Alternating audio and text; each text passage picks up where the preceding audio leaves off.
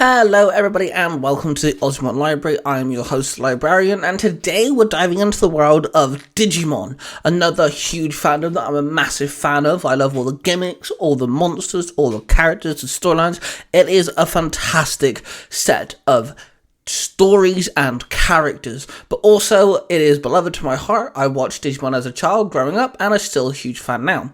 So I have always liked the idea of adapting something and putting it into something else. I mean, we currently have our EV Ben 10 collaboration storyline going on here, and you know, I'm a huge fan of turning Ben 10 into Digimon or Pokemon, turning Pokemon into Ben 10 aliens, etc, etc, and of course, Digimon falls into that as well. So today we're going to turn one of my favourite Naruto characters into a Digimon line.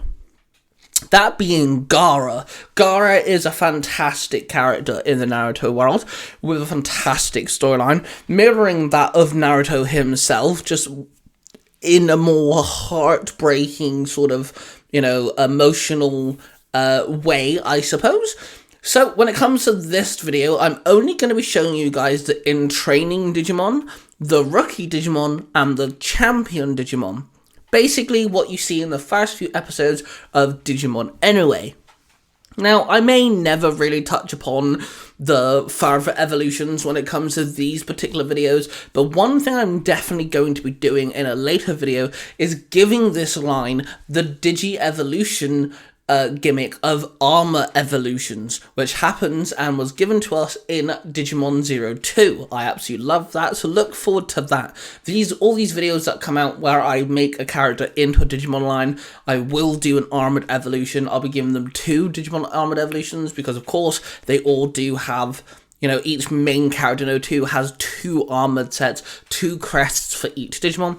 So let's dive in with our art, and let's start off with the in-training. So with the in-training one, of course, all the in-training Digimon are cute.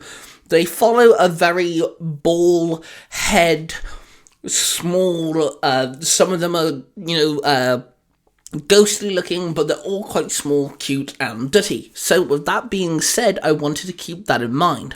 So with this, I copied Koramon's mouth, which is Oggymon's in training form, only because I just adore the teeth. I wanted him to have some form of mouth visible. So yeah, that being said, I give you Subimon. Subimon is the in training Digimon. Now, there isn't much reference to Gaara here, except for the fact that it looks like a sandy colour with some rocks. The name Subimon is from the word Subu, which can be translated to grain, as in grain of sand. Obviously, Gaara is from the village hidden in the sand.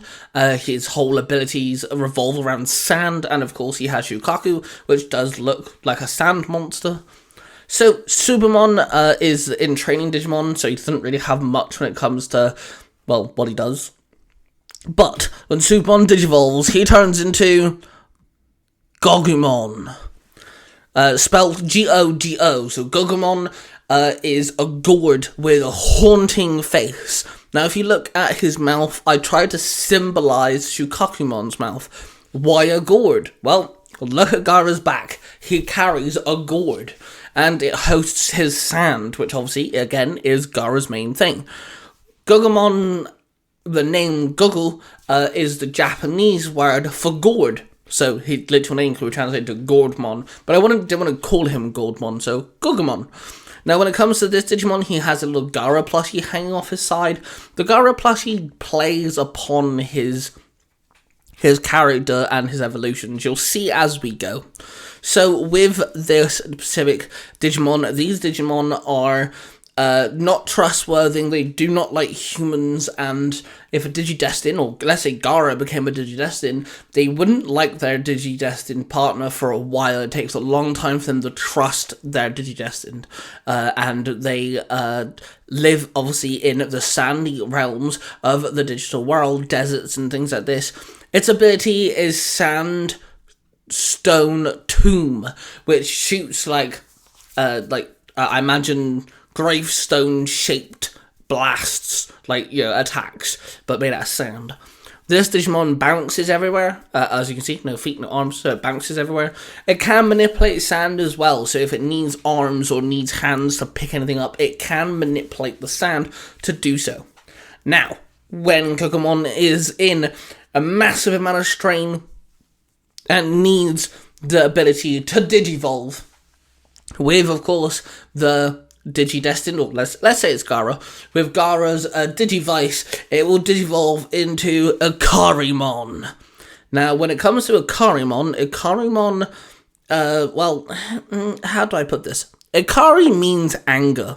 Now, when it comes to Ikari's design, I drew a humanoid. We have plenty of humanoid, or human-esque looking Digimon, Angemon being a prime example. Now, Ikarimon's design represents Gaara's human form. Its clothing kind of represents Gaara's clothing. But as you can see, its hands, its bottom half, its legs, its shoulders, and its head is covered in sand armor.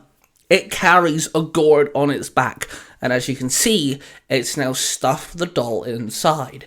This is to symbolize Shukaku's ability to defend Gaara.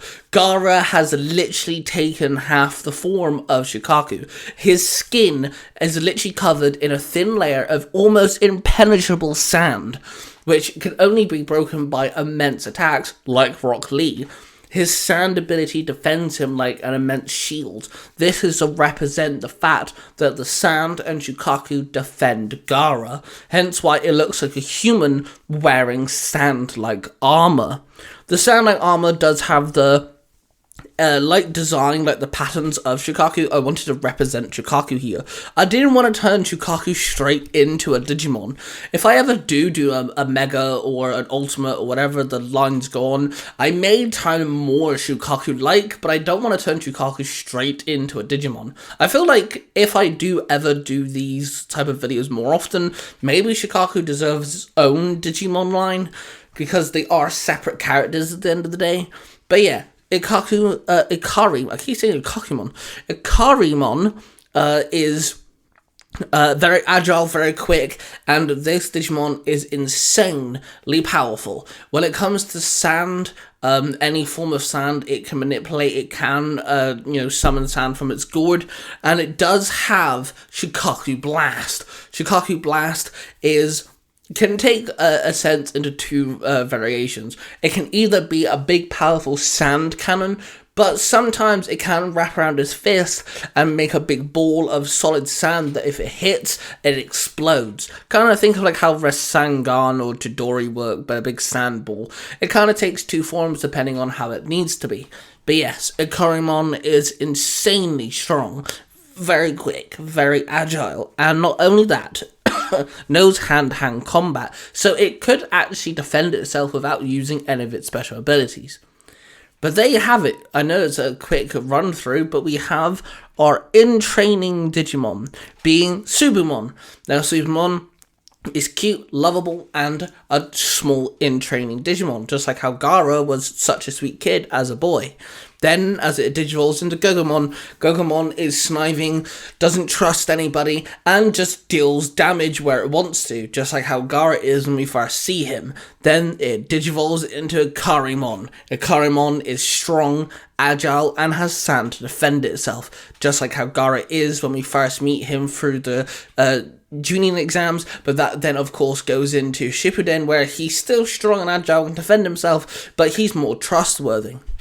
So there we have it, our Gaara as Digimon. Now, I will come back to Ikarimon, maybe digivolving further, but when it comes to Gogomon, he will digivolve again with the armored Digievolutions. I already have one egg already chosen, I'm still figuring out the second one, so it may take a little while for me to design the evolutions.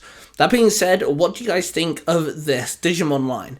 I honestly absolutely love the way that I've basically turned Gaara into a Digimon without using Shukaku too much. So yeah, let me know. If there's a particular anime character or a cartoon character you want me to turn into a Digimon, let me know down in the comments down below, and I'll definitely try my best. But it doesn't just have to be Digimon. We can dive into Pokemon, Ben 10 aliens, whatever really. That being said, make sure you check out the other videos. This has been an absolute blast to design. I actually whipped these up all within like the same day almost. So yeah, definitely an absolute blast. Thank you guys for checking this video out, and I can't wait to hear what you guys think, and I can't wait to see what you guys come up with of more ideas, especially when it comes to Naruto. I look forward to seeing what other Naruto characters you want me to do. Maybe I could do Gaara's siblings and complete the trio. Who knows? We'll see. Don't forget to hit the like button, subscribe if you're new, and hit the notification bell so you guys don't miss another art video. Don't forget I draw all these myself, so if they're not up to standard of what the usual Pokemon art videos or Digimon art videos or Ben 10 art videos are like, it's because, well, I'm still a rookie at drawing, I guess. But if you're willing to stick around and more for the creativity and the lore than the actual artwork, that's great too. Roar of passion, everybody. I love you all, and I shall see you guys in the next video.